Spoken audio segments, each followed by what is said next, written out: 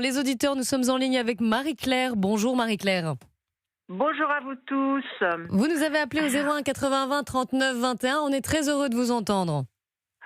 Alors, moi, j'ai appelé. Déjà, je voulais dire à propos de Marine Le Pen qu'il n'y a pas eu d'enrichissement personnel. Hein.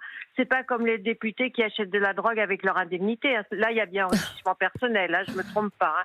Non, vous ne vous trompez pas. C'est pas un enrichissement personnel. D'autre part, je voulais dire que quand même, sous le gouvernement là d'Emmanuel Macron, on a déjà 20 ministres qui ont été déjà mis en examen et classés sans suite, et des enquêtes sont toujours en cours, et il y en a qui sont toujours au pouvoir, hein, d'accord ? Voilà. Donc moi, je posais la question parce que tous ces candidats qui se présentent et qui sont déjà bien installés, à part un que je dirais David Lisnard, que je ne mettrai pas dans le même paquet, vous en avez aucun qui parle de comment faire des économies. Hein. Il n'y en a aucun. Hein. Il n'y en a aucun qui dit on va réduire les sénateurs, on va réduire le nombre de sénateurs, le nombre de députés. On a 575 000 élus qui sont rémunérés, qui touchent de l'argent public. Vous en avez aucun. Il n'y en a aucun qui dit les fonctionnaires à 70 ans, ils passent tous en retraite. Hein. On les nomme pas après à des postes comme Jack Lang. Vous vous souvenez, Jack Lang, à 83 ans, il avait été nommé encore président, reconduit à l'Institut du monde arabe. Hein, vous vous rappelez, 83, c'est les Français qui ont financé l'Institut du monde arabe. Hein. Vous savez que les 22 pays arabes qui doivent financer l'Institut du monde arabe ont refusé. Donc pendant toute la présidence de Jack Lang, c'est les Français qui ont financé l'Institut du monde arabe. Ce que vous dites, Marie-Claire, c'est que les politiques appellent à la sobriété, mais qu'ils ne s'appliquent pas ce principe à eux-mêmes, ou du moins au service de l'État, c'est ça ? Si j'ai bien compris. Oui, vous voyez, Jean-Pierre Raffarin, il a plus de 70 ans. Qu'est-ce qu'il faut encore à toucher des indemnités pour des missions qui lui permettent juste d'entretenir son train de vie, de garder le même train de vie?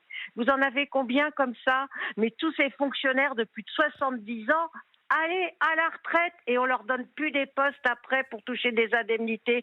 Laurent Fabius, vous pensez qu'il a, comme on demande à Marine Le Pen de faire appel à sa conscience.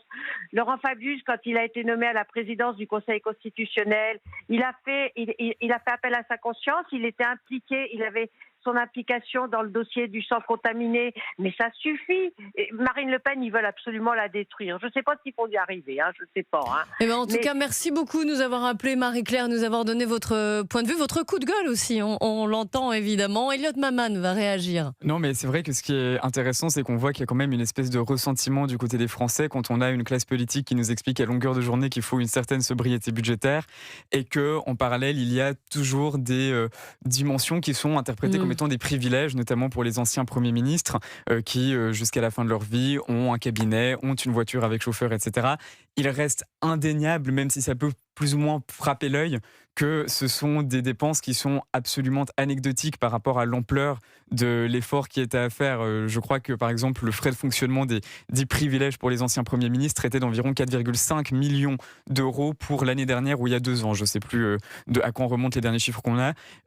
Évidemment que la quasi-totalité des dépenses sociales surpasse de manière absolument inqualifiable cet élément-là. Donc, bien sûr, c'est au bout d'un moment une question de symbole et de comment on gère des Français auxquels on demande d'avoir toujours plus de responsabilité et de sobriété sur le plan budgétaire, tandis que tous ces efforts-là ne sont pas toujours nécessairement retranscrits dans le fonctionnement de l'État. Mais je pense que c'est aussi, on dit souvent que la France est déclassée, c'est aussi le fait d'une ancienne puissance, voire peut-être d'un pays qui est toujours une grande puissance, d'avoir des frais de fonctionnement de l'État qui sont plus ou moins généreux et qui alimentent une forme de capital symbolique. Ce n'est pas nécessairement la première chose sur laquelle j'irais rogner. Allez, je reviens sur Marine Le Pen, justement. Est-ce que sa condamnation et son pourvoi en cassation, sa candidature, quel effet ça a eu sur les intentions de vote? Eh bien, elle se maintient. Elle augmente même de 4 points selon 2 sondages. Écoutez, Louis Ossalter, journaliste politique au Figaro, qui a révélé hier dans Europe 1 Soir, donc un des sondages sur les intentions de vote des Français à l'élection présidentielle. Et donc, malgré ces affaires, Marine Le Pen est en tête. Écoutez-le. Ce qui est intéressant, c'est qu'on a testé des seconds tours entre les candidats qui arrivent parmi les premiers. Dans tous les cas de figure, dans les 3 cas de figure testés par l'IFOP pour le Figaro, c'est Marine Le Pen qui l'emporte, à 54% face à Édouard Philippe, à 55% face à Gabriel Attal et à 70% face à Jean-Luc Mélenchon. Évidemment, un sondage n'est qu'une photographie à l'instant T de l'opinion. Cette décision de justice, c'est une nouvelle résurrection pour Marine Le Pen. On l'a enterrée tant de fois, elle a ressuscité un nombre égal de fois. Donc sa vie politique est faite de ces preuves et de ces résurrections. Et ça, c'est plutôt apprécié chez un responsable politique.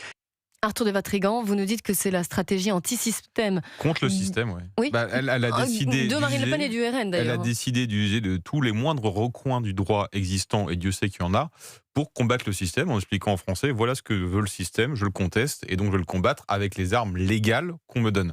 Mais ce qui est intéressant, c'est que vous savez, depuis le deuxième quinquennat Macron, la France, comme disait Fourquet, c'est un corps social dysfonctionnel. Et vous avez, et ça c'est un autre sociologue, c'est un Britannique, David Goodhart, qui explique une nation, ça fonctionne avec la tête, le cœur et les mains.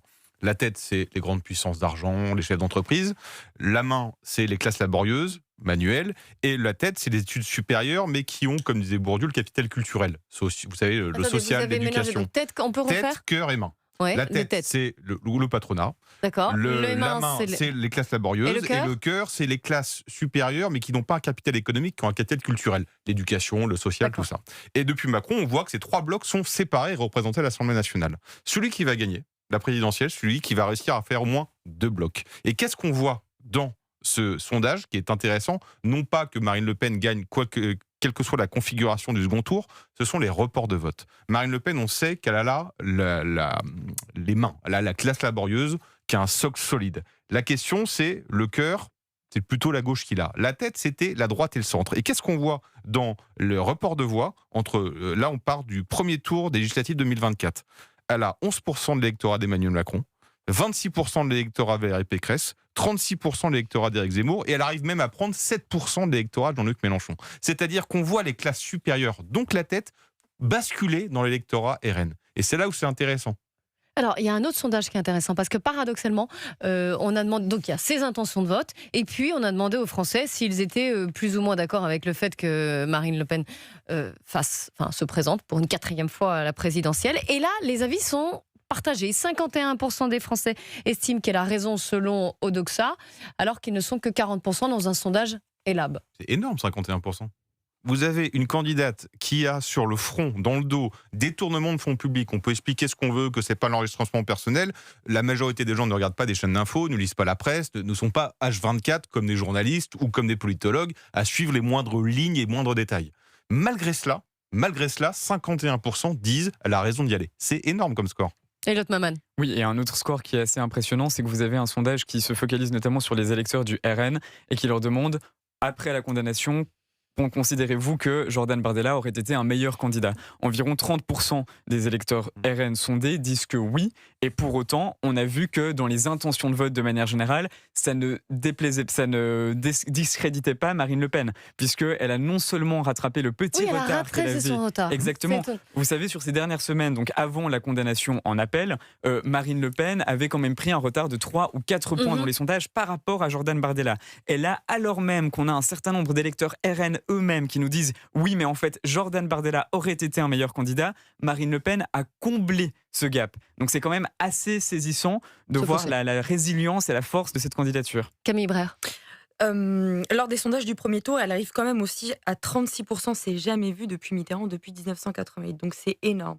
Et en deuxième, et lors du deuxième tour, quand on la met face à Gabriel Attal, face à Édouard Philippe et face à Jean-Luc Mélenchon, c'est quand même inédit dans les sondages. Elle arrive à battre quand même Édouard Philippe. Oui, elle plie le match à chaque fois. Elle plie le match à chaque fois. Et surtout aussi vis-à-vis de Jean-Luc Mélenchon, qui est la tête sortante éminemment de cette gauche et de ce parti. Mais est-ce qu'on peut pas dire aussi que c'est un effet de souffle? C'est-à-dire que là, il y a eu un lancement de campagne. Non, mais c'est-à-dire que Marine Le Pen, contrairement aux autres candidats, elle n'est pas comptable de la situation aujourd'hui dans l'état. D'accord, mais voilà, là on est juste après, on est 2 jours après à la fois donc l'arrêt de la cour d'appel, son lancement de candidature, son pourvoi en cassation.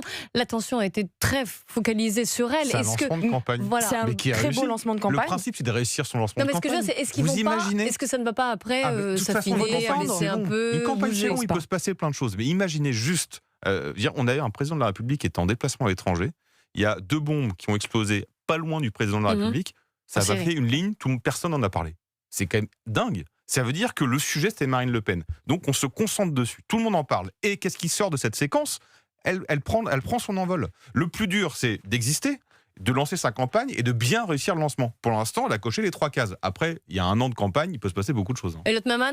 Non, mais ce que ça raconte aussi, et vous le disiez brièvement tout à l'heure sur Vatrignan, c'est la capacité de Marine Le Pen et plus largement du Rassemblement national à toucher toutes les couches électorales. On sait que le RN est depuis environ 10 ans ultra dominant sur les couches sociologiques qui ont le plus de difficultés économiques. Et là, c'est peut-être d'ailleurs aussi à mettre au crédit de Jordan Bardella ces derniers mois, mais le fait que le RN a réussi à percer, y compris les classes plus notabilisées, comme on dit, est quand même quelque chose d'assez saisissant. Et évidemment, ça explique la largeur du socle mais électoral c'est normal, de Le Pen vous avez tellement une polarisation aujourd'hui de certains partis, comme le parti de Jean-Luc Mélenchon, où les gens en fait ne se retrouvent nulle part, ni dans le bloc central, parce qu'ils n'ont pas envie de se retrouver encore avec le dauphin de Emmanuel Macron, donc M. Édouard Philippe. Ils ne se sentent pas représentés non plus par cette gauche qui est représentée aujourd'hui par peut-être aussi parce que c'est flou sur les candidatures, par Jean-Luc Mélenchon.